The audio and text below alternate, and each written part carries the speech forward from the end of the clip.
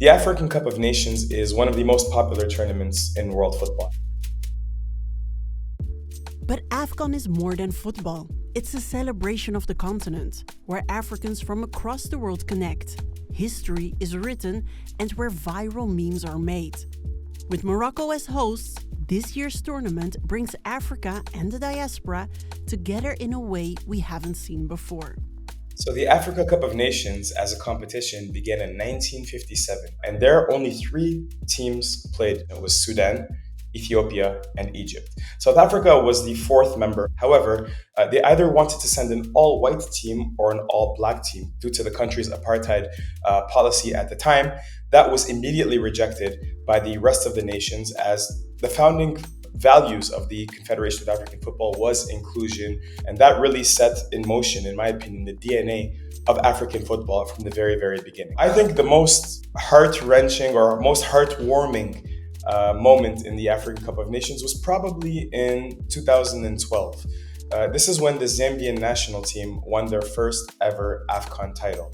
And they did it 20 years after the Zambian national team, with some of their very best players, crashed over the coast of Gabon. The African Cup of Nations was hosted in Gabon for the first ever time in 2012. As they were shooting the penalty shootouts in the final, they were murmuring prayers and chants. It was an almost metaphysical and spiritual moment. The African Cup of Nations is one of the most popular tournaments in world football. What I see in terms of social media engagement, web traffic, I think far surpasses even Copa America. And the African Cup of Nations is also one of those tournaments that's not really sanitized and corporate. And so you get these very human, very fun stories. In 2022 in Cameroon, the referee actually blew for the final whistle at the 85th minute and 89th minute. And so that was a pretty crazy moment that had huge social media traffic. I think that this is going to be the African Cup of Nations of the diaspora. Because Morocco stands between, most of the continent and most of Europe, Algerians are going to be coming from France, Tunisians as well. You're going to have a lot of Dutch Moroccans, Belgian Moroccans coming in, Senegalese from France as well. I think we're going to have tens of thousands of supporters coming from, these Western European countries into Morocco.